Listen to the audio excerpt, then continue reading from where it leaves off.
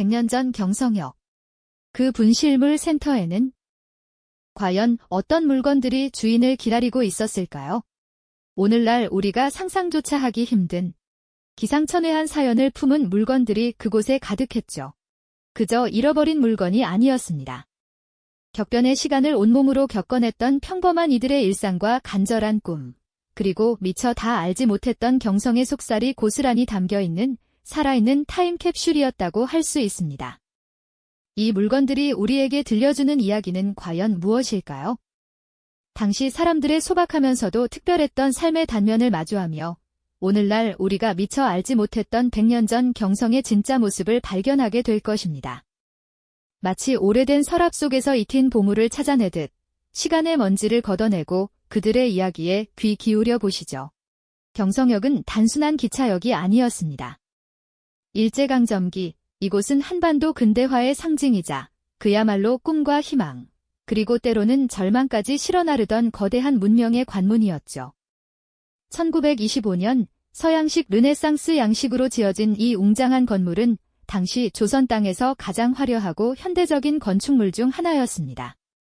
붉은 벽돌과 녹색 돔 지붕이 어우러진 그 자태는 보는 이들에게 깊은 인상을 남기기에 충분했죠. 매일같이 수많은 사람들이 경성역을 오갔습니다. 각자의 사연을 품고 고향을 떠나 경성으로 향하는 이들, 새로운 문물을 접하기 위해 발걸음을 재촉하는 시녀성들과 모던 보이들, 그리고 전국 각지에서 모여든 상인들까지 그야말로 다채로운 인간 군상이 이곳 플랫폼 위에서 희비가 엇갈렸습니다. 이처럼 활기가 넘치던 경성역은 당시 조선 사회의 변화를 가장 극적으로 보여주는 공간이었습니다. 기차라는 새로운 교통수단은 사람들의 삶의 방식을 송두리째 바꾸어 놓았죠.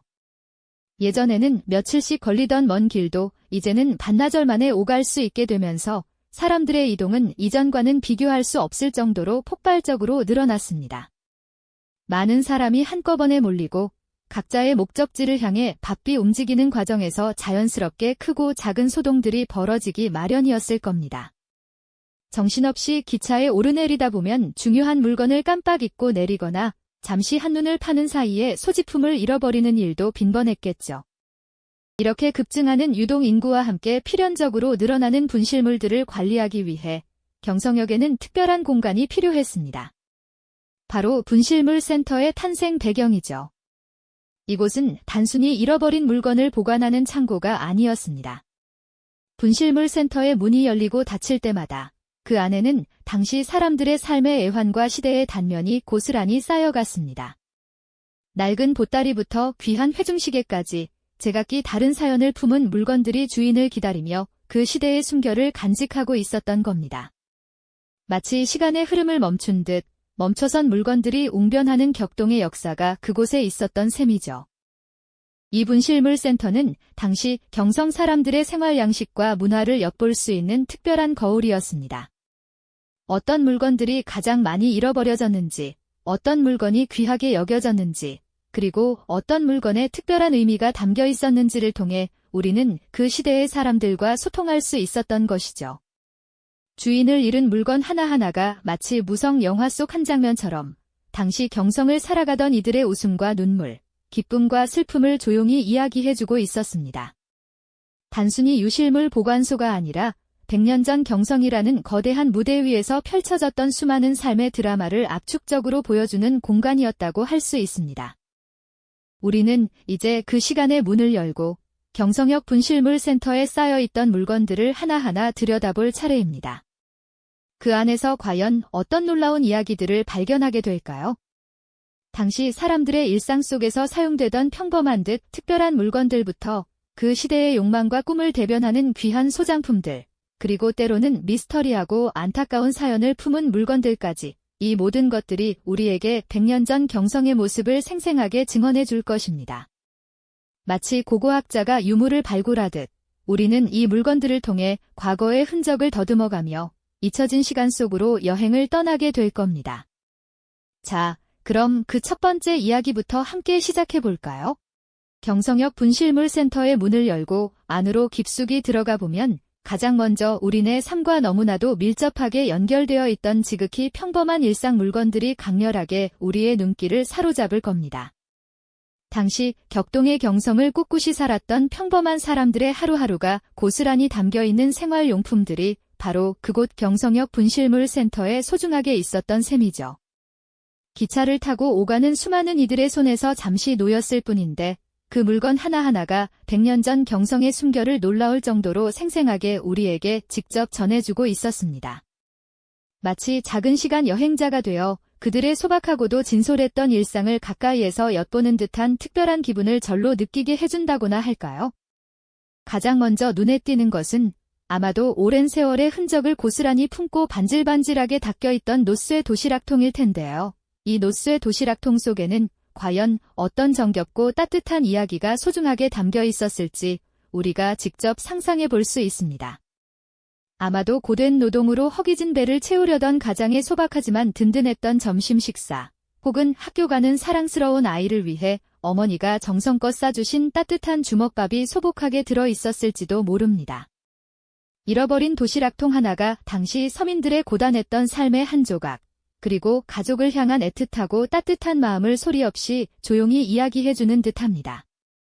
그 시절 도시락통은 단순히 음식을 담는 용기를 넘어 한 끼 식사의 소중함과 가족의 온기를 담아내던 삶에 매우 중요한 도구였던 것이죠.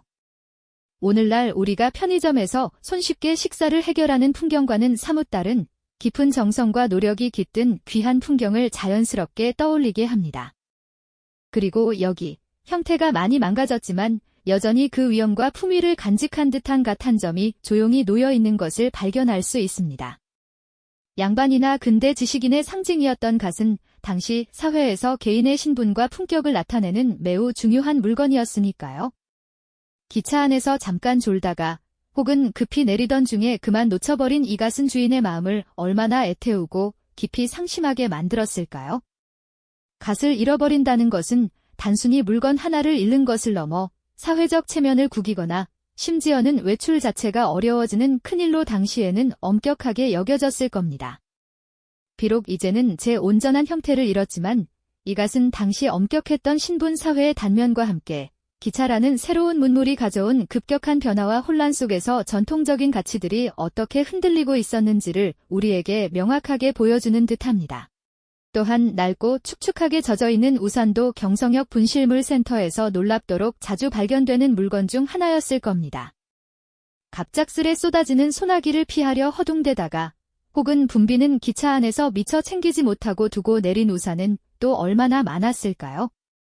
비록 값비싼 물건은 아니었지만 당시 사람들에게 우산은 비바람으로부터 몸을 지켜주는 든든한 동반자이자 예상치 못한 위험으로부터 자신을 보호해주는 매우 소중한 도구였을 겁니다. 우산 하나에도 그 시대 사람들의 생활상이 고스란히 묻어나는 것이죠. 비가 오면 발이 무기던 그 시절, 우산은 단순한 도구를 넘어 이동의 자유를 보장해주는 작은 희망이자 때로는 예상치 못한 불편함 속에서 사람들의 발걸음을 더욱 재촉하게 했던 그런 존재로 오랫동안 기억될 겁니다. 이렇게 경성역 분실물 센터에 소중하게 모인 지극히 평범한 일상용품들은 100년 전 경성을 살아가던 다양한 계층의 사람들이 어떤 삶을 영위했으며 어떤 것을 소중히 여기고 아꼈는지, 그리고 어떤 어려움 속에서 하루하루를 꿋꿋이 보냈는지를 우리에게 너무나도 생생하게 보여주고 있습니다. 마치 거친 파도 속에서도 묵묵히 제자리를 지키던 작은 배들처럼 이 물건들은 격동의 시대를 꿋꿋이 헤쳐나간 보통 사람들의 깊고 진솔한 흔적을 고스란히 품고 있었던 셈이죠. 그런가 하면 좀 더 특별한 사연과 원대한 꿈을 품었던 고급스러운 물건들도 경성역 분실물 센터를 꾸준히 거쳐갔습니다. 당시로서는 매우 귀했거나 특정 사회계층의 소유물이었던 독특하고 고급스러운 물건들은 그 시대 사람들의 깊은 욕망과 더불어 급변하는 사회적 변화의 흐름을 여실히 드러내고 있었죠. 이 물건들은 단순한 소유물을 넘어 더 나은 삶을 향한 성공의 열망, 새로운 문물에 대한 강렬한 동경, 그리고 높아지고자 하는 사회적 신분의 강력한 상징이기도 했습니다. 정교하게 세공되어 아름다운 빛을 내는 회중시계는 분명 많은 사람의 시선을 강렬하게 끄는 물건 중 하나였을 겁니다. 회중시계는 당시 첨단 기술의 집약체이자 시간을 정확하게 관리하며 효율성을 추구하던 근대 지식인의 상징이었으니까요. 바쁜 일정 속에서 기차 시간을 놓치지 않으려 애썼을 근대 지식인이나 사업가의 주머니에서 잠시 벗어났을 이 시계는 그들에게 얼마나 중요한 가치를 지녔을까요? 시계 하나에도 총각을 다투던 근대화의 거대한 물결과 함께 서구 문물의 유입이 가져온 시간관념의 혁명적인 변화가 고스란히 담겨 있는 듯합니다. 주머니 속에서 끊임없이 똑딱거리며 정확하게 시간을 알려주던 회중시계는 과거의 느긋함에서 벗어나 새로운 시대를 향해 힘차게 나아가던 경성 사람들의 뜨거운 열망을 대변하는 듯 느껴집니다. 잉크 자국이 선명하게 남아있는 만년필도 분실물 센터에서 간혹 발견되었을지 모릅니다. 만년필은 당시로서는 상당히 고가의 필기구였고 주로 새로운 지식을 탐구하던 지식인, 미래를 꿈꾸던 학생, 또는 중요한 업무를 처리하던 관료들이 주로 사용하던 귀한 물건이었죠. 이 만년필은 아마도 새로운 지식을 탐구하던 학생의 필통에서 혹은 중요한 서류를 작성하던 관료의 주머니에서 무심코 빠져나왔을 겁니다. 만년필 하나의 근대 교육열의 뜨거움과 함께 지식과 학문에 대한 깊은 갈증, 그리고 새로운 사회를 이끌어갈 인재들의 원대한 꿈이 담겨 있었던 셈입니다. 글씨를 쓰는 행위 자체가 귀하고 중요한 일이었던 그 시절, 만년필은 지성과 교양을 상징하는 특별하고도 강력한 도구였던 것이죠. 화려한 비단 조각이나 세련된 서양식 구두 한 짝도 분실물 센터에서 발견될 때마다 사람들의 깊은 궁금증을 강하게 자아냈을 겁니다. 비단은 전통적인 부와 고귀한 아름다움의 상징이었고, 서양식 구두는 모던 보이나 모던걸로 불리던 신세대들의 최신 유행 패션 아이템이었으니까요. 이 물건들은 당시 경성사회에 불어닥친 변화의 거센 바람, 즉 전통과 현대가 절묘하게 공존하며 새로운 문화가 화려하게 꽃피우던 모습을 너무나도 생생하게 보여줍니다. 비단옷을 곱게 차려입고 기차에 올랐던 부유한 상인의 아씨, 혹은 서양식 구두를 신고 거리를 당당히 활보하던 시녀성의 모습이 눈앞에 생생하게 그려지는 듯하지 않습니까? 이처럼 특별한 물건들은 당시 사람들의 사회적 지위와 함께 새로운 유행을 좇고 자신을 표현하려던 그들의 감각과 숨겨진 욕망을 엿볼 수 있는 귀한 단서가 되어줍니다. 이처럼 경성역 분실물 센터의 물건들은 단순히 주인 잃은 물건이 아니었습니다. 그것은 100년 전 경성을 살아갔던 수많은 이름 모를 사람들의 생생한 삶의 흔적이자 그 시대의 깊은 욕망과 원대한 꿈, 그리고 역동적인 사회의 변화를 고스란히 담고 있는 매우 귀한 기록이었던 셈이죠. 우리는 이 물건들을 통해 과거의 사람들과 진심으로 소통하고 그들의 이야기에 귀 기울이며 미처 알지 못했던 경성의 숨겨진 풍경을 더욱 선명하고 풍부하게 그려볼 수 있습니다. 마치 박물관의 가장 소중한 유물처럼 이 분실물들은 우리에게 당시의 시대 정신과 인간적인 면모를 생생하게 증언해주고 있는 것입니다. 하지만 모든 물건이 그토록 명확한 이야기를 들려주지는 않았습니다. 때로는 주인을 찾기 어려워 그저 쌓여만 가던 물건들이 있었죠. 이 물건들은 단순한 분실품을 넘어 당시 사회의 미스터리한 일면이나 개인의 애잔한 드라마를 묵묵히 증언하는 듯 했습니다. 예를 들어 잃어버린 아이의 작고 낡은 신발 한 짝을 상상해 보세요. 플랫폼에 북적이는 인파 속에서 엄마의 손을 놓쳤던 어린아이의 애타는 마음이 고스란히 담겨 있는 듯하지 않나요?